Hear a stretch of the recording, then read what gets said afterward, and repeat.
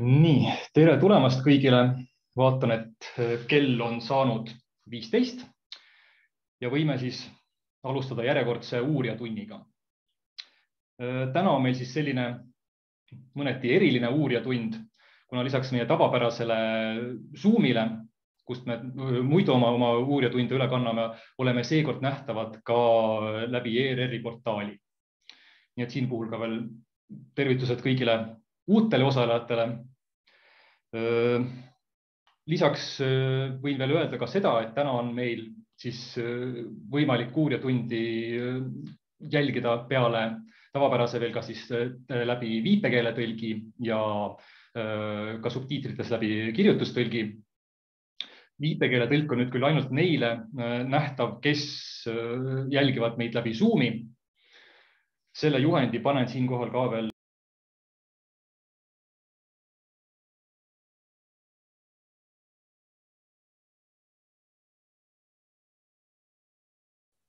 Vabandust, tõlk ei kuule. Vabandust, tõlk ei kuule. Nii, vabandust, nii, nüüd olen kuulda. Suurepärane, vabandust, siin väike viperus, nagu ikka peab juhtuma nende asjade puhul. Jah, et siis jah, et viipekeelt ja subtiitreid saate siis läbi Zoomi jälgida. Subtiitrid peaksid küll tegelikult ka laiemalt jõudma.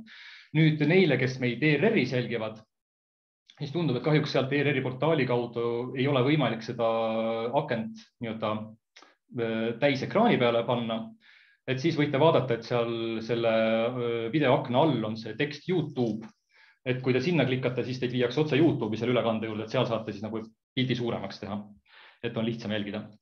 Nii, täpsustuseks või tutvustuseks olgu siis öeldud veel see, et uurijatund on siis Rahvusarhiivi selline igakuine ettekande formaat, kus me siis tutvustame eeskätt just sihukest inimestele, kes soovivad oma perekonna, oma kodukoha ajalooga tegeleda läbi selliste erinevate kitsamate ja laiemate ettekannete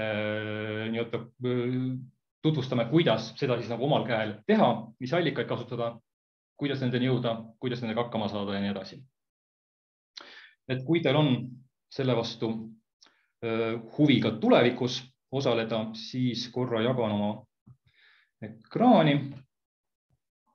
Nii. Jah, et siis võite meie kodulehte vaadata ra.ee. Siin on kenasti see uudiste alla nad tulevad, need teated. Ka meie Facebookis on kenasti kõik see info olemas ja võite ka liituda ka meie uudiskirjaga, et siis tuleb teil meie olulisemad üritused kenasti meili peale. Ja siit te leiate ka külastajate alt uurijatund. Leiate ka meie varasemaid mõningad uurijatunnid, nende salvestised ja ka tänane nii see video kui slaidid paneme siia lähipäevadel üles. Jah, siis uurijatund toimubki meil iga kuu teisel kolmapäeval kell 15, kestabki umbes tunnikese. Võin ka juba ettevõtjalt öelda, et märtsikuus tuleb meil siis teemaks see, kuidas uurida oma kodukoha ajalugu. Aga täna siis inspireeritud ETV uuest saatest Sinu uus sugulane. Räägime siis sellest, ehk siis täpsemalt meie arhivaar Liina Rõmmus räägib teile siis sellest, kuidas teha ise algust oma suguvõsa uurimisega, milliseid allikaid kasutada esmajärgus, milliseid andmebaase ja nii edasi. Ehk siis selleks, et me kõik kenasti võimalikult suure suguvõsa endale ise tekitada saaksime või välja uurida saaksime. Korralduslikult veel viimane asi, olgu öeldud, et kuna teema on selline lai ja kuulajad, jälgijad on ka mitmes kanalis laiali, siis seekord me küsimuste vooru tavapärast ei tee. Et jah, kahjuks otsustasime siis, et ei hakka siin lõpus küsimuste vastustega tegelema. Ma loodan, et keegi ei ole väga pahane selle peale, ehk te mõistate, et antud juhul niimoodi on lihtsalt lihtsam. Aga siin puhul ma siis annaksingi järje Liinale üle. Palun. Tere. Nii, tere, on mind kuulda? Tore. Mina olen arhivaar ametilt, töötan Rahvusarhiivis Ja täna ma siis räägin teile natukene sellest, kuidas alustada suguvõsa uurimist, mida tähele panna, kust mida leida ja kuidas üldse toimida sellega, et kui tekib mõte, et midagi sellist võiks uurima hakata nagu enda suguvõsa. Kõigepealt esmaseks nõuandeks on kindlasti see, et küsitlege oma vanemaid sugulasi. Laske neil meenutada oma minevikku, mälestusi nende vanematest ja vanavanematest, õdedest, vendadest, kes kuskil elas, millega tegelesid, uurida perekonna fotoalbumeid, see on väga oluline asi, eriti kui teil on veel pliiats kaasas. Kirjutage taha fotodele, kes seal on, millal on pildistatud, kui te selle info sugulastelt teada saate. See on hästi oluline tegevus, kuna sageli avastatakse liiga hilja, et näiteks onu Paul on käinud Tšehhi põrgus või vanatädi Aliide on pärit Ingerimaalt ja ühel hetkel ei olegi enam kedagi, kelle käest küsida, kuidas see siis täpselt oli, millal ta sinna sattus, kus ta sinna läks ja nii edasi. Et küsimustele vastuseid saaks, tuleb selle ka kohe tegeleda. Ja seni, kuni need inimesed on meil olemas enda kõrval, ei tasu seda hetke edasi lükata. Nii. Teiseks on muidugi hea teada, kas äkki keegi on minu suguvõsa äkki ära uurinud ja sellega tegelenud. Varasematel aegadel on mõnedki entusiastlikumad suguvõsa uurijad oma tööst mingi eksemplari andnud kohalikku muuseumisse. Mõned uurimused on säilitamisel ka Rahvusarhiivi raamatukogus, aga see on murdosa pisikene. Võib mõne käe sõrmedel üles lugeda, kui palju need siia on antud. Kindlasti peab uurima, mis on tallel Eesti Rahva Muuseumi arhiivkogudes ja ka Kirjandusmuuseum on teinud pikkade aastate jooksul erinevaid küsitlusi just perekonnaloo sisulisi. Et need küsimuse kohti on päris mitmeid. Nii, et nüüd ma lõpuks jagan ka oma ekraani. Nii. Kas natukene siin nii läks käima. Et see oli siis sissejuhatus ja esimene slaid, millest ma niimoodi üle läksin. Ja nüüd siis natuke juba asjale ligemale. Et kõige loogilisem koht, kuhu inimene võiks pöörduda oma küsimusega, et kas äkki keegi on juba uurinud või kuidas saada abi uurimisel, on genealoogia selts. Eestis on see juba aastakümneid tegutsenud ja sellel genealoogia seltsil, mis koondab siis just nimelt suguvõsa uurijaid, on mitmeid osakondi, nagu ka siit slaidilt näha allpool, erinevates maakondades. Ja loomulikult see ei tähenda sugugi seda, et näiteks Tallinna osakond uurib ainult Tallinna ja Harjumaa perekondi. Väga vabalt võib seal leiduda inimesi, kes on väga kursis näiteks Võrumaal elanud suguvõsaga ja nii edasi. Et olge julged ja küsige. Peale genealoogia seltsi ja tema osakondade on internetis väga hea koht, kust infot saada, kus abi küsida, on perekonna ajaloo foorum. Selle leiab muidugi lihtsalt otsinguga, et perekonnaloo foorum või mõne muu otsisõnaga ja ka link on mu slaidil olemas, mida hiljem on siis võimalik ka lahti teha. Et ma siin selle peal rohkem ei peatu, et siin on juba näha, et on mitmesuguseid teemasid, mida seal siis lahatakse alates suguvõsa kokkutulekutest kuni tõesti allikatest väljalugamiseni välja. Interneti avaldustest on veel abi. Eestis on hästi populaarne keskkond Geni. Ma kohe ütlen ära, et see ei ole arhiivi andmebaas ega keskkond. Ja selles geni keskkonnas on võimalik siis põhimõtteliselt otsingusse, Google'i otsingusse panna otsitava isiku nime ja lisandiks sõna geni ja saategi siis terve rea vastuseid, erinevaid huvitavaid variante ja mõne sobivama peal klikkata, siis näha, mis seal siis edasi tuleb.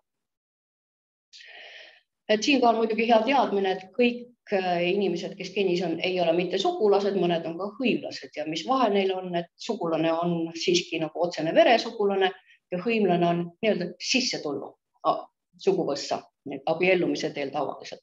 Abikaasa, ämmäi, käli, küdinadu ja neid termineid on päris palju. Nõnda, aga selle geni kohta veel pean ütlema nii palju, et seal esitatud andmetesse peab kindlasti suhtuma allika kriitiliselt. Miks? Kui on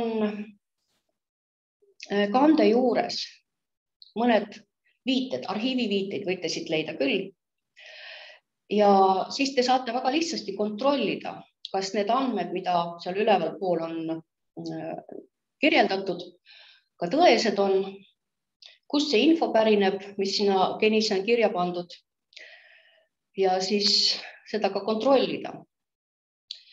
Kui neid linke või sellist info materjale seal juures ei ole, siis on muidugi keerulisem ja siis peaks natukene võib-olla selle andmete haldajaga ühendust võtma, et kust ta need on võtnud ja kas nendel ka mingisugune tõend taga on.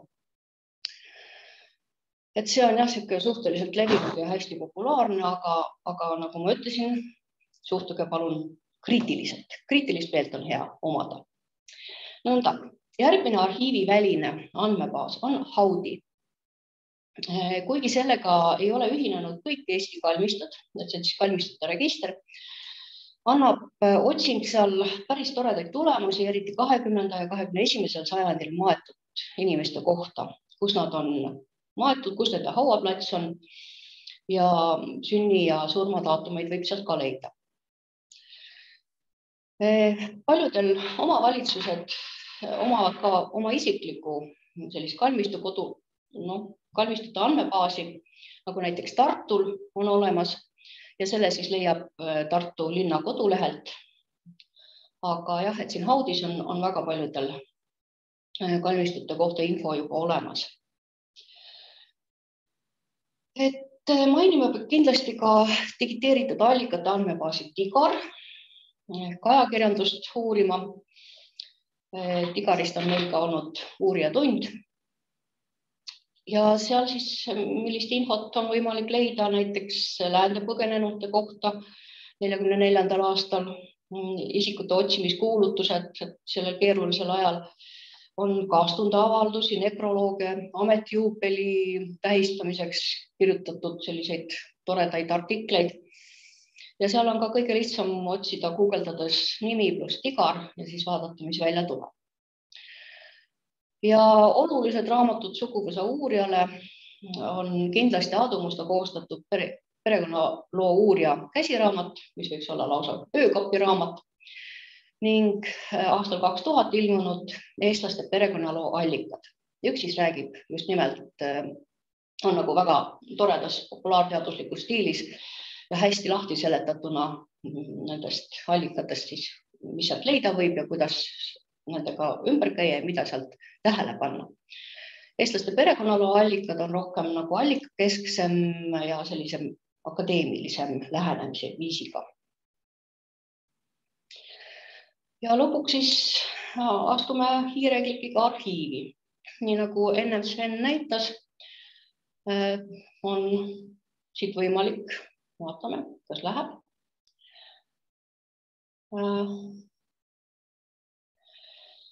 Rahvusarhiivi kodulehele, siin siseneda iseteenindusse ja vaadata, mis siin siis kõik on.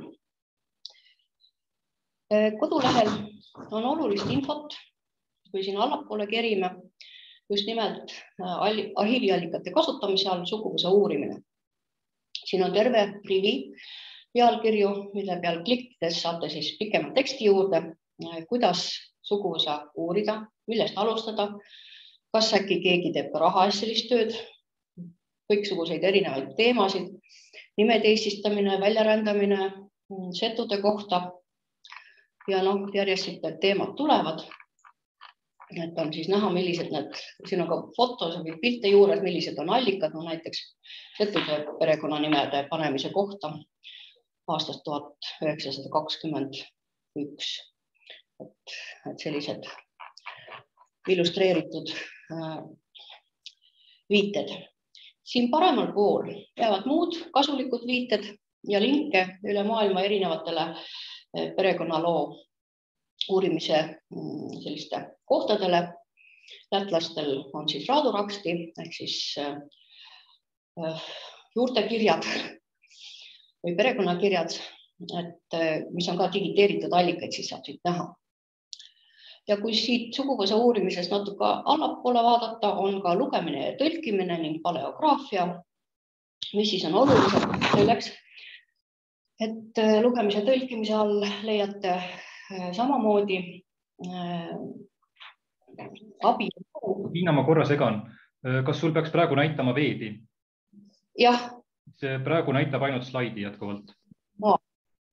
Selge. Anneli saab ehk aidata. Ja, vaatame, kas midagi läks kuskile mujale.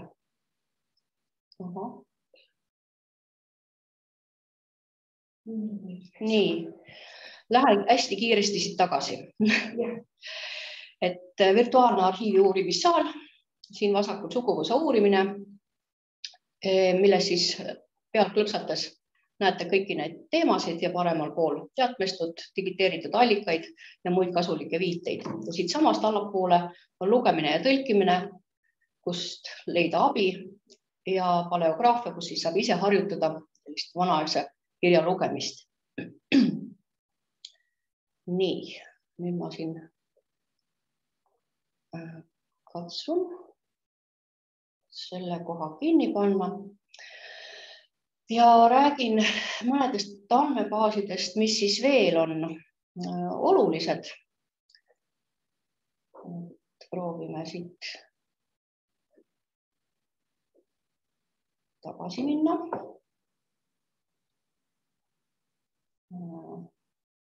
Nii, kas nüüd on näha onomastikat?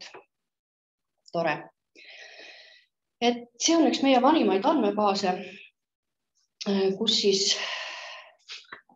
on võimalik vaadata, mis nimed on eestlastele pandud 19. sajandi algupoolel. Sisaldab 1826 Lõuna-Eestis nimetatud vaherevisjoniga ja Põhja-Eestis 1835 pandud nimesid. Siin saab teha sellist otsingut, et paneme algse nimekuju, paneme hästi rumala nime ja vaatame, kus seda on pandud. Tuleb välja, et sellist nime on saanud inimesed Pagari mõisas Jõhvi kiehelkonnas. See on siis 1835. aastal umbes. Mis nendest edasi sai? Vaatame nimede eestistamisest. Ja siit tuleb välja, et need inimesed on kõik endale ilusad toredad perekonnanimed muutnud. Siin taga on selline lõik nagu daatum, mis siis viitab sellele, et mis aastal või mis kuupäeval ilmus Riigi Teataja lisa, kus siis see nime muutus on kajastatud. Umbes üks kuu varasemalt Riigi Teataja lisas on kirjas nimemuutja sooviavaldus, kust võib leida peale nimemuutja elukoha ja sünniandmetega andmeid tema perekonna kohta. Et sellised asjad, mida tasuks siis ka teada ja osata vaadata. Riigi Teatajad ja nende lisad on Rahvusraamatukogu poolt digiteerituna kättesaadavaks tehtud. Ja samuti peaks neid ka paberkujul raamatukogudes leidma. Nõnda. Kui ma selle nüüd siit kinni panen ja katsun järgmise.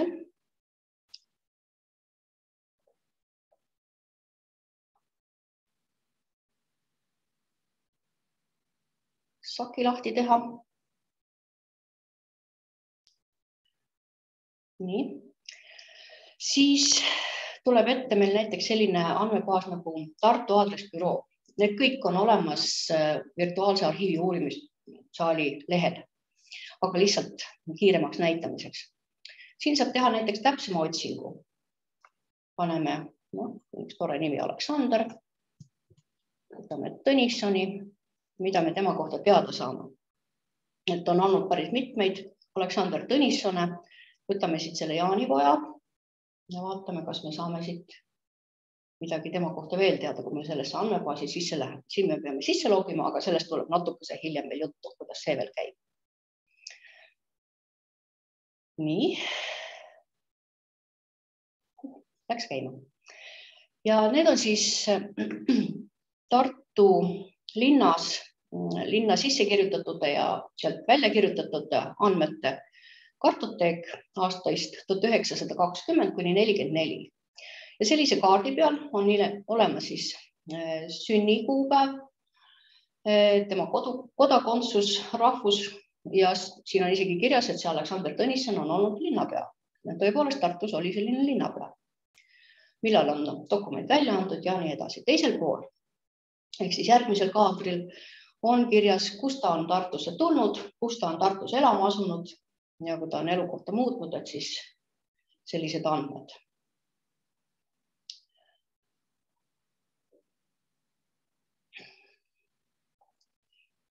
Sarnane on ka Tallinna aadresslehtede andmebaas.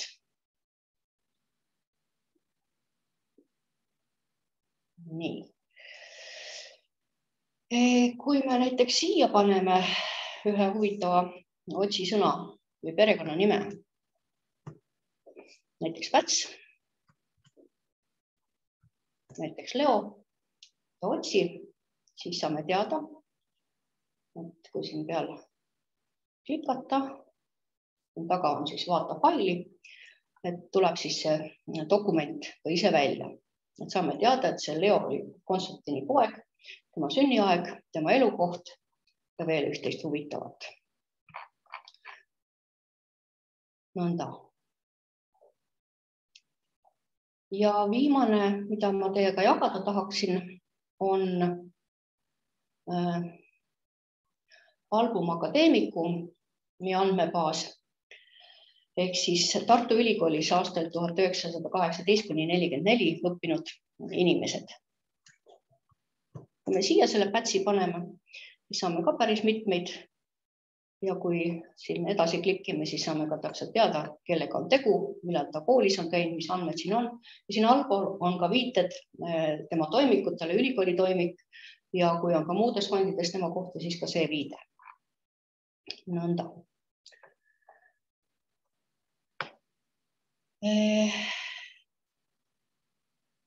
Nii, nüüd ma katsun siis tagasi minna. Nüüd juhtus pahasti. Vabandan.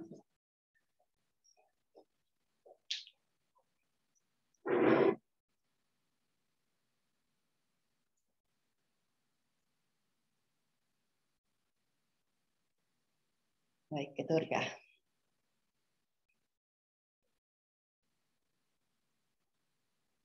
Nii. Nõnda.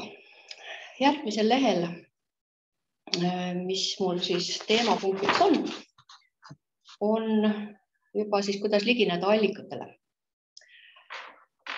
Ja meie Vau kodulehel üleval paremas nurgas on selline roheline kastike, mille kaudu siis saab sisse logida.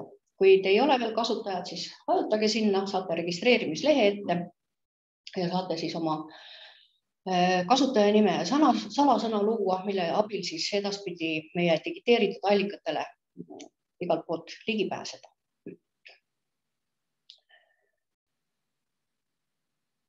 Nõnda. Kui teie, nüüd juba läheme teemasse rohkem, kui teie esivanem oli luterlane, siis on hea kasutada nimeregistrit. Et ta on samamoodi meie kodulehel paremal pool. luterlike koguduste või personaalraamatute nimeregister ja sealt, kui peal klõpsata ja mingi nime sinna tippida, siis umbes selline vaade siit tuleb välja. Ja ma siin praegu ei hakka aja kokkuhoiu mõttes neid rohkem näitama, et need personaalraamatud, kus see nimi esineb, siin taga on 2 numbrid. Rohelisega on siis lehekülg, mis on siis allikas ja sinisega saab otse minna siis selle lehekülje peale, kus see nimi ja see kirje on olemas ja ei tasu siin nagu muretseda, et see lehenumber ja kaadrinumber ei ole ühesugused, et lihtsalt see ei olegi tehniliselt võimalik. Et vahel on nagu teistmoodi üles pildistatud, et see on selline tehniline värk. Järgmine tore koht, mida tasuks ka meeles pidada, on saagas olevate koguduste asukohad. Et see on samamoodi Google'iga otsitav ja leitav andmebaas. Ma proovin nüüd siia sisse minna. Ma loodan, et ma jälle ära ei kao. Nii. See näeb välja selline. Kui siin seda hiirega liigutada, me näeme kogu Eestis õigeusuriste ja tavalisi riste, ehk siis õigeusu koguduste asukohti ja luterlike asukohti. Kui luterlike kiriku kihelkondade asukohti me enam-vähem ju teame, et Rapla kirik asub Rapla kihelkonnas, aga näiteks kus kihelkonnas asub Tornimäe õigeusu kirik, no selle peab juba mõtlema. Aga siin on siis võimalik vaadata, teha suuremaks ja peal siis klõpsata. Saime Muhu kiriku ja siin all on siis näha, et on viide saagale, et mõnel teisel pool on siis viited ka Maa-ametile ja mujale. Nii. Järgmine slaid on mul kasutajate loodud andmebaasidest. Selle te leiate ka saagast ilusti üles, kui te sinna sisse lähete, aga lihtsalt hea teada, et selline koht on olemas, kus siis vaadata, mida teised juba uurijad on ette ära teinud teie eest ja kuidas neid saagas olevaid materjale kasutada. Ja siin ma tahaksin eriti veel alla kriipsutada nagu meetrika raamatute registrit, mida tasub lahti võtta ja uurida. Et see on väga hea abivahend, eriti just õigeusu koguduste uurimisel, kuna seal saab kohe selle sünni, abielu või surma raamatu esilehele. Need meetrikad on tohutu suurtes paksudes köidetes ja neid ükshaaval lehitseda on jube tüütu, aga sealt on lihtsam minna juba teatud aastakäigu peale ja sealt hakata oma sugulasi uurima. Nii, kirikuraamatutest. Personaalraamatud on kõige levinumad allikad, kus siis midagi leida. Et siin suurema pildi peal on üks umbes 100 aastat kasutusel olnud personaalraamatu tüüpiline näide ühest lehest. Et siin te näete, on palju ülekirjutusi, on võib-olla daatumites segadusi. Kui eriti toredasti on kirjutatud, siis 1823 asemel võib siin olla ainult 823 ja siis te peate lihtsalt teadma, et siia käib veel üks ette. Lihtsalt mugavuse pärast ei ole seda kirjutatud. Ja mõnikord juhtub, et siin on nagu 2 sünnikuupäeva inimesel, siis tuleb kindlasti teada, et esimene on tavaliselt sünnikuupäev, teine on siis ristimise kuupäev. Siit võib leida muidki andmeid abiellumise kohta, leeris käimise kohta, leeri tunnistuse saamisel olevate teadmiste kohta, surma kohta või siis kogudusest lahkumise kohta või juurde tulemise kohta. See vasakul pool on näha siis tüüpiline Petseremaa koguduste meetrikaraamatut. Sellised nad on ja sellepärast ma ka rääkisin nendest meetrikaraamatute abivahendist. Et sellest lehitseda, isegi füüsiliselt on seda väga tüütu lehitseda, ka veebis ei ole väga mugav, aga sellega siis saab lihtsamalt edasi. Siin on mõned asjad, mis on hea teada, mis ajast üldse on kirikuraamatuid peetud.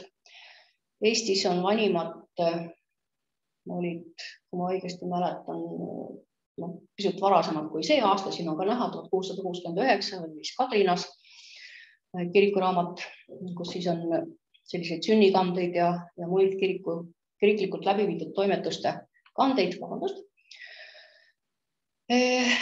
1832 muutus kirikuraamatute pidamise süsteem ja siis see läks nagu selgemaks, ehk siis endise Sigri-Migri asemel tekkisid siis sellised selged lahtrid, kus midagi on.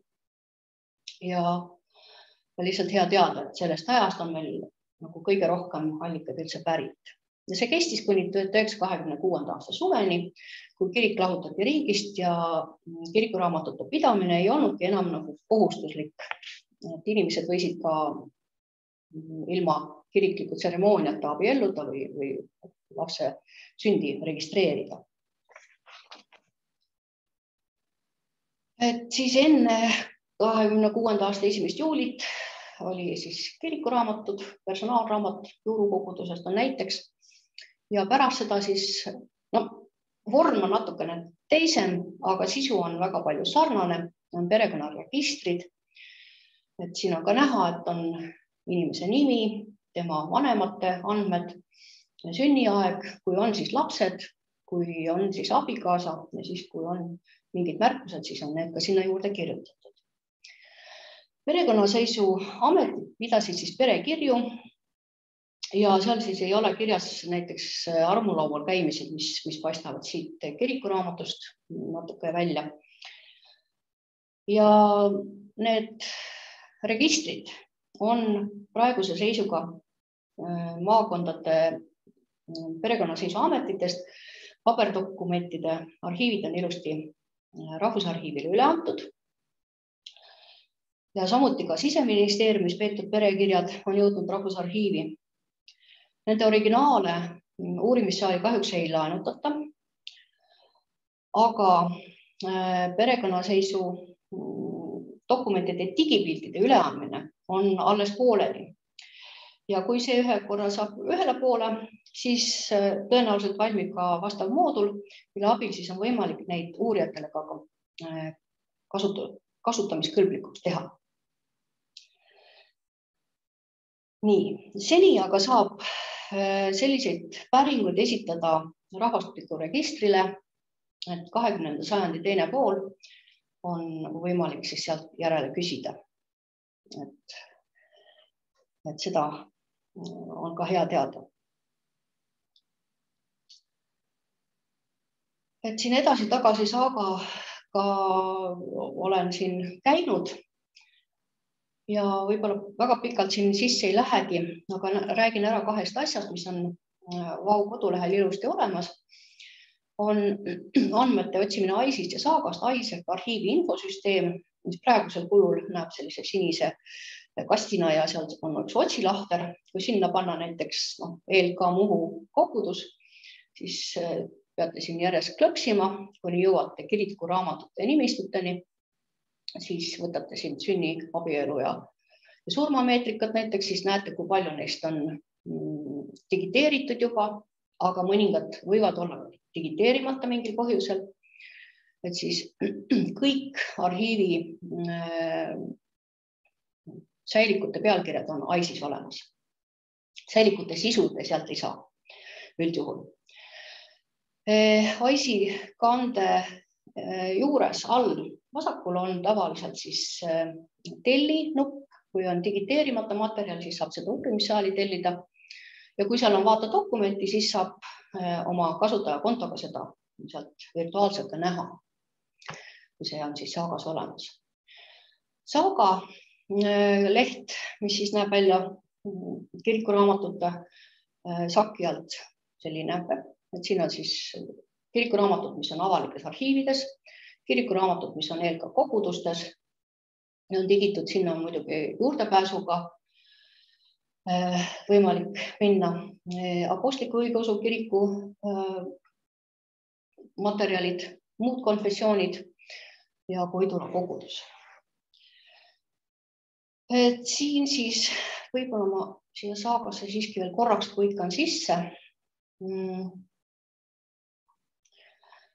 Et siin on ka palju muid huvitavaid materjale, aga siin tasub vaadata seda Saki nipid ja nõuanded. Kui me siia kirikuraamatute peale läheme, siis siin on ka abimaterjalid, kus on kirjas, vaatame siin mingisuguse surmapõhjused, väga tore morbiidne teema.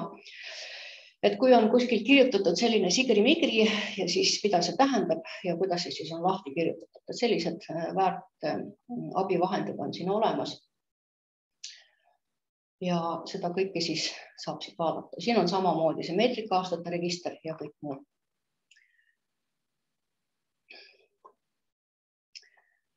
Nii. Järgmine teema, millest kiiresti räägin, on kalendri muutus 1918, mis tekitab väga palju segadust. Mõnikord, et hea on teada, et siis Eestis hakkas veebruaris 1918 niinimetatud uus kalender, Juliuse kalender, Gregoriuse kalender, vabandust, toimima senise Juliuse vanakalendri asemel ja kuupäevadele põhimõtteliselt siis enne aastat 1900 tuleb lisada 12 päeva ja pärast aastat 1913 päeva. Ja võib-olla on kasuks ka see teadmine, et näiteks Eesti saartel oli uus kalender juba 1917. aasta sügisest kasutusel ning Ruhnus juba 1915. Ja nüüd räägin natuke veel õigeusu meetrikatest, et siin-seal juba juttu oli, aga millised nad siis välja näevad.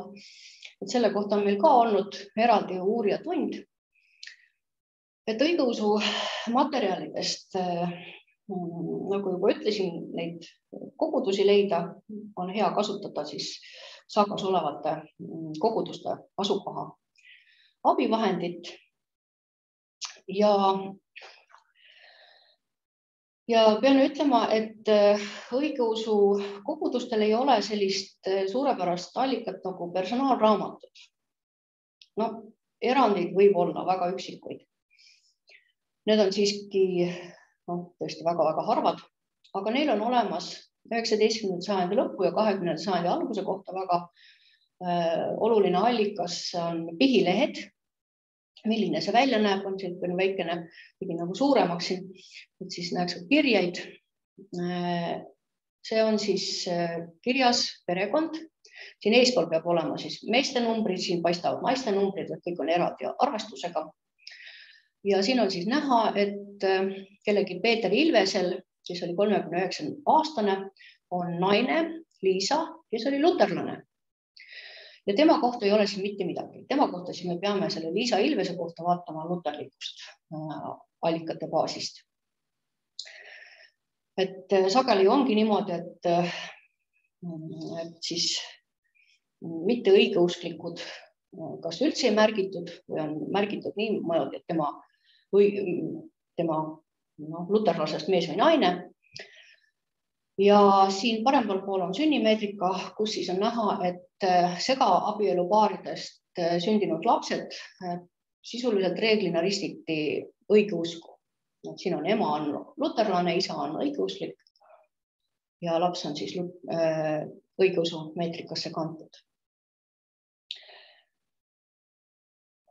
Nii. Ja päris viimane teema kiiresti võetuna on hingeloendid. Et see on nagu personaalraamatutele võiks öelda, et nagu paralleelmaailm. Nendest saab andmeid niimoodi vastastikku kontrollida kirikuraamatutest ja hingeloenditest. Hakati pearaha kogumise eesmärgil Venemaal neid juba Peeter I ukaasiga aastal 1718-19 läbi viima. Ja Eesti aladele jõudis toimetus siis aastal 1782 ehk siis alates 4. revisjonist. Nii et arhiivist ega kuskilt ei ole mõtet küsida, et aga palun mulle siis 3. ja 2. ja 1. revisjon ka. Meil lihtsalt ei ole neid. Viimane hingerevision toimus siis 1858. aastal. Ja hingerevisjonides on oluline just nimelt see, mida me onomastikal ka vaatasime, Lõuna-Eestis 1825 ja Põhja-Eestis siis 1834-35 aastad, kus siis inimesed said perekonnanimed. Siin on siis näha Hõbeda mõisa üks perekond. Siin vasakul pool on mehed, paremal pool naised. Naistel on hetke vanus, mis tal selle revisjoni ajal oli, 1834. Ja mehel siis on ka vanus. Siin eespool võib olla vanus eelmise revisjoni ajal, mis oli mõni aasta varem. Siin on kirjas, mida äkki ta on kuskilt mujalt tulnud. Näiteks see konkreetne Juhan on siis kuskil mujal olnud 1826. Tema lapsed Jaan ei ole veel sündinud, kes siis 1834 on 2-aastane. Et sellised andmed leiame siit. Ja siin on sama mõisa nimede panemise raamat. See on see sama hingeloendiga kooskäiv dokument. Siis me saame teada, et selle Juhanile on perekonnanimi Pirjo. Ja siin on ka perekonnanumber, et ühe numbriga inimesed olid siis tavaliselt sugulased. Üks suguvõsa osa, et vennad said tavaliselt ikkagi sarnase nime, on ka erandeid. Suguvõsa uurimisel tulebki seda tähele panna, et iga reegli juures on väga palju erandeid. Ja üks oluline teave veel nende hingeloendite kohta on see, et 1811 revisjon, mil naisi ei pandud kirja ja põhjuseks oli muidugi Napoleoni sõjad, kus iga mees hing oli nagu topeltväärtuslik. Et nendest allikatest võib muidugi hästi palju veel ja veel kõneleda, aga selline hästi ülevaatlik pilt. Et siis pidage meeles, nõuanne number 1, oma sugulased, nõuanne number 2, vaadata, kas midagi on juba kuskil tehtud ja siis juba järgmised. Minu poolt siis praegu kõik. Annan sõnajärje tagasi Svenile, kellel on veel ühte koma teist öelda. Aitäh! Nii, suur tänu sulle, Liina. Et jah, selle tänase mõte oligi siis natukene teile näidata selliseid alguspunkte ja te tegelikult nägite, et neid allikaid ja selliseid kohti, kust alustada on päris mitmeid, sest see tegelikult lõpuks väga sõltub teie esivanemate eluloost, kust neid siis arhiiviallikates tegelikult leiab. Et olid nad siis luterlased või õigeusklikud, elasid nad linnas või maal, mis elukutset nad pidasid ja nii edasi ja nii edasi. Et selle poole pealt jah, ongi see oma suguvõsa uurimine omajagu selline pusimistöö, aga kui teil selles osas pealehakkamist on, siis on see selline väga huvitav tegevus, mille raames te õpite ka tõesti veel siin saksa ja vene keelt võib-olla lugema, ajaloolisi allikaid lugema, kootikirja lugema ja nii edasi ja nii edasi. Et jah, tegelikult, kui see pisik külge hakkab, siis see tegevus on ikkagi päris põnev. Aga jah, ma siin lõpus veel korra mõned minutid kasutaksin võimalust ja reklaamiksin veel natukene Rahvusarhiivi tegevusi, et jah, jällegi, et kui teid uurijatund huvitab, siis järgige meid sotsiaalmeedias ja meie kodulehel, et siis saate ka järgmised korrad kaasatud kuulajate seas. Kui arhiiv teie jaoks üldiselt huvitavam tundub, siis tegelikult me pakume ka arhiivis näiteks ekskursioone, neid tegelikult nii Tallinnas kui Tartus, nii füüsiliselt kui ka virtuaalselt, et saate end registreerida ja mingi oma seltskonnaga näiteks siis meie hoidla poolega tutvuma tulla, vaatama tulla, kuidas meil siis tegelikult säilikuid hoitakse. Ka koolidele on meil omajagu pakkumisi, erinevad arhiivitunnid, töötoad, et kui on näiteks õpetajaid meil kuulajate seas, siis siin on ka võimalus oma tundi rikastada. Ja tegelikult tahaks eraldi veel esile tõsta kindlasti, läheme korra jälle meie virtuaalsesse uurimissaali, esile tõsta meie ühisloome algatusi. et kui teil tundub, et tegelikult teil huvi ajalooallikate vastu on päris suur, siis nagu te siin ka Liina näidatust nägite, siis kohati on see nendes allikates selle õige teid huvitava infoni leidmine, jõudmine päris ajakulukas protsess. Ja selleks me siis Järjepanu arhiivist püüame erinevaid teid pidi neid allikaid siis ka rohkem avada kõigile, teha see sisu siis nagu otsitavaks, nagu need andmebaasid siin oli nagu Liina näitas. Üks viis selleks on siis ühisloomed, kus siis mitte arhivaarid ei tee seda tööd, vaid kõik inimesed, kel vähegi huvi ja pealehakkamist, saavad ise sellesse panustada, et siis meie ajaloo allikad kõigile paremini kättesaadavaks muutuksid ja ka ise siis nagu selle töö käigus selle sisu, selle ajalooga kokku puutuda. 2 tükki on meil praegu selliselt tööhoos on vallakohtud, mis on siis selline, ütleme ümmarguselt eeskätt 19. sajandi teise poole, ka varasemad, ka hilisemad sellised talurahva kohtu materjalid, siis kohtuprotokollid, mis siis väga kenasti näitavad seda tolleaegset sellist külaühiskonda. Siin võib ka omajagu just selliselt ka kodulooliselt täitsa põnevaid seiku leida, kui te oma juurte kanti hakkate uurima ja leiate, kus siis mu enda pere näitel näiteks, kuidas mu vaarisa sõimas tema tulevase naise venda kärnkonnaks ja see jõudis näiteks kohtusse. Et sellised armsad, tihti lookesed sellest, mis siis nagu külas inimesi köitis. Näiteks siin on meil ka Kuu kohtulugu, mis natukene näitab siis selliseid üksikuid lugusid esile tõstetuna, kus praegu on siis Kuua vallast hoopiski selline kooli asutamise teema jutuks olnud, kus siis soovitakse valda uus kool rajada ja selleks siis ka mõisalt maad saada ja nii edasi ja nii edasi.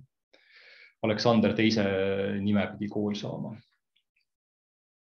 Et jah, see on siis selline projekt, kus te saate ise neid samu tekste selliselt ümber kirjutada, nii nagu siin on selles vanas kirjaviisis või ka sellised keeleliselt väga põnevad vaadata.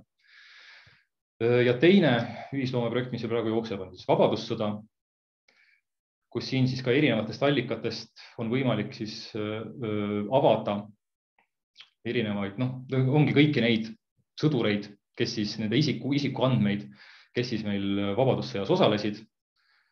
Ja sellest tekib ka selline sõdurite andmebaas. Võtsime midagi sellist üldsõnalist, kus näete, kus siis tuleb kenasti välja, kui teid keegi, ka teie enda esivanem on Vabadussõjas osalenud, et siis võib ka jällegi nagu seda allikalist tõestust vaadata midagi täiesti ettevalmistamatult, ma ei tea, mis siit tuleb, aga põhimõtteliselt nii, ka korra sisse logima. Jah, põhimõtteliselt jõuate siis ka need originaalallikateni välja ja siis sellistest nimekirjadest või teenistusdokumentidest erinevatest allikatest siin saate siis ka ise käe alla panna, et siis kõik Eesti Vabadussõjas osalenud sõdurid muutuksid meie kõigi jaoks leitavaks. Aga jah, siinkohal me jõuamegi siis tegelikult tänase uurijatunni lõpu juurde. Tänan Liinat selle väga põneva ettekande eest. Tänan viipekeeletõlki ja kirjutustõlke nendepoolse panuse eest. Ja tänan kindlasti ka teid kõiki, et te täna osalesite ja ootame teid siis jälle kuu aja pärast, 9. märtsil, taas kell 15. Ja siis räägime juba, nagu öeldud enne, oma sellise kodukoha uurimisest. Suur tänu teile ja nägemist!